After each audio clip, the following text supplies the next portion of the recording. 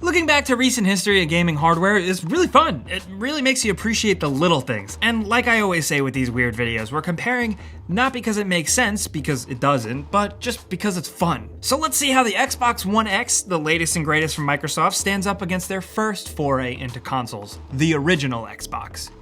In 1998, a group of Microsoft engineers got together with the intent to build a Windows and DirectX based console to compete with Sony's PS2, not only just for market share, but for developer interest as well. Yeah, in 1998, one of their big concerns was to make sure developers were still attracted to developing for Windows platforms first and foremost. They didn't want Sony to take that away from them. So then, after lots of debate over the name and the console, the Xbox was announced at GDC in March of 2000.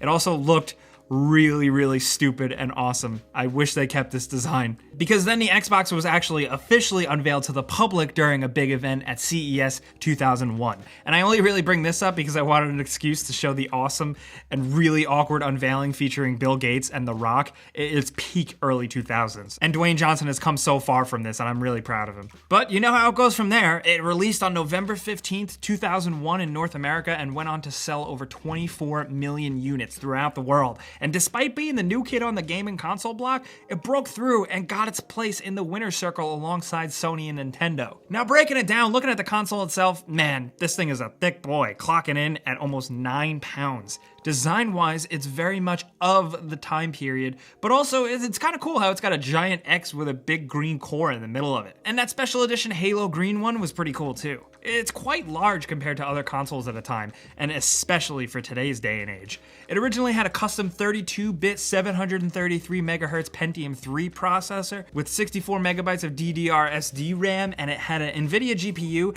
the NV2A. It was capable of making games look like this. And this. And this. Now 16 years later, we have the Xbox One X, the more powerful older brother of the Xbox One. Now say what you want today about exclusives and Xbox itself, but we're just looking at the hardware. This guy is slim and technically the smallest console Microsoft has ever made, while also being the most powerful. It's got 8 custom x86 cores at 2.3 gigahertz, a much higher clock speed than the original Xbox's 733 megahertz Pentium 3 processor. It has an obviously drastic jump in GPU power and 12 gigs of GDDR5 RAM, a far cry from the 64 megabytes of the original Xboxes.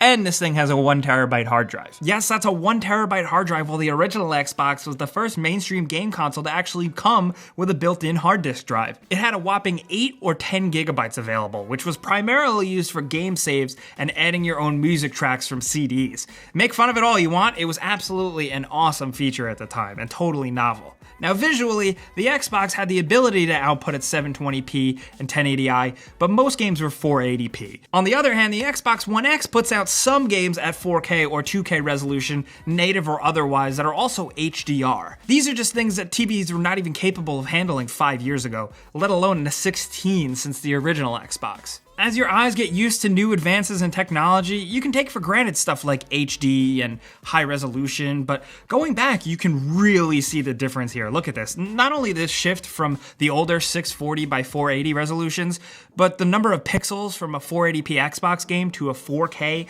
Xbox One X game goes from roughly 300,000 pixels to 8.2 million pixels. Couple that with the massive difference in RAM size. While the original Xbox was able to give us large world, like from open-ended sections in Halo to even Grand Theft Auto San Andreas, it was only working with megabytes worth of memory. Now with modern consoles and the Xbox One X has 12 gigs of GDDR5 RAM, and really just developments between PC gaming, PS4, Xbox One, all that, the worlds can be bigger, but more importantly, they can have more systems going on, more life to them, and that's important. Now, we're talking about specs and stuff, but we can't not talk about controllers. The original Xbox had these proprietary USB-based connectors that were big and chunky, but many of the controllers had magnetic breakaway cables, which was actually a great novelty for the time.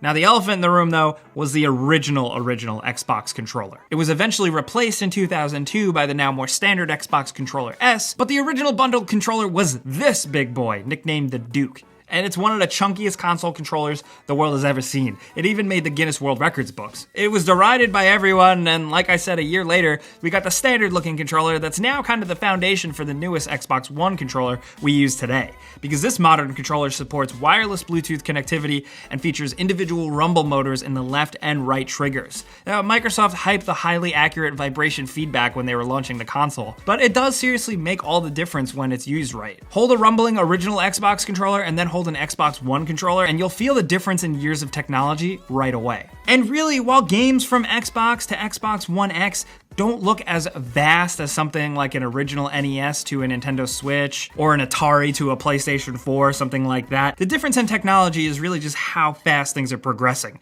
Not just from graphical comparisons, but from an under the hood standpoint, things are vastly different, even to how the Xboxes keep themselves cool.